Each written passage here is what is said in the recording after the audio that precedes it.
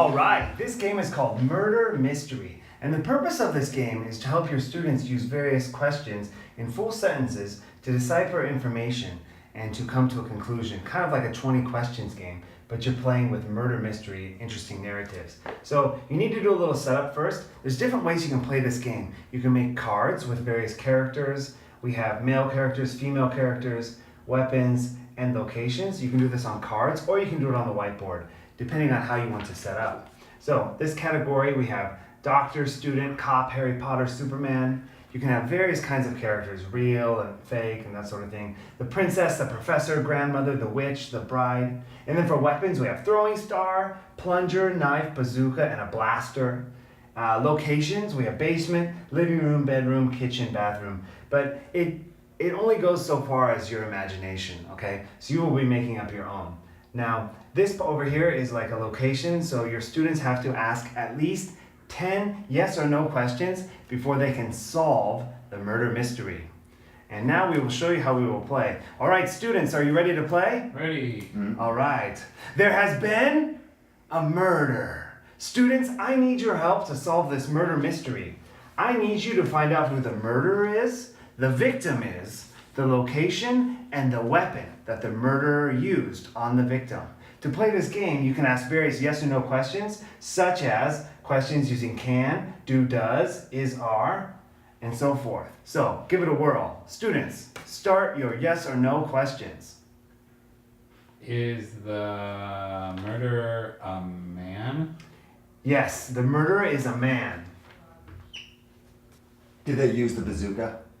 Oh, see, that's a good example. That question is too easy. You have to ask questions about the weapon. Was the weapon long? Is the weapon short? Can you purchase the weapon in a store, or do you make the weapon on your own? Could you blow up a small house with this weapon? No, you could not blow anything up with this weapon.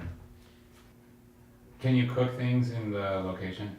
Yes, people often cook things in this location. Is the victim educated? Back when the victim was younger, she didn't get much education, because in those days, they didn't go to school all the way through high school. Is the murderer wearing a hat? The murderer is not wearing a hat. Can the murderer perform magic? The murderer cannot perform magic. Is the weapon more than one syllable? The weapon is only one syllable. Is the murderer young? The murderer is young. Okay, so teacher, I know the answer. You know all four? Yes. All right. Who is the murderer? The student. Who is the victim? The princess. What is the weapon? The knife.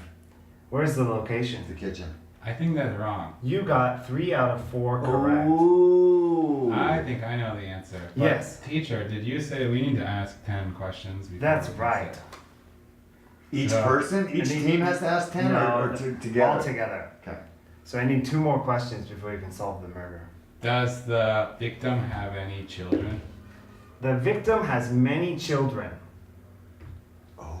Let's say now I know the answer, but we have to ask one more question. If I ask Someone another- has to ask one more question. Imagine you have a classroom and there's no order to who can ask the questions. Because sometimes you'll get students who are very talkative and want to ask repeatedly questions, and then other students who are not talkative and don't want to ask. So just 10 questions altogether before anyone can solve the riddle. So hypothetically, you could have one group asking all the questions. As soon as they ask 10 questions, one group's hand could come up, hey, we want to solve the murder. And they never asked any follow-up questions. What if you have, let's say, what if all the groups know the answer? Or half the groups know the answer? You have 3 out of 6 groups have their hand up and they want to solve it. Then solve in the order of who raised their hand first. Okay. Because a lot of the times, the students will get the answer wrong. Can you cut bread with the weapon? Yes, this weapon is often used to cut bread. Okay. This team, do you want to solve it? Yes, I think the murderer was the student. The victim was the grandmother. The weapon was the knife, and the location was the kitchen. Student B, you have solved the murder. Yay! Da-da-da.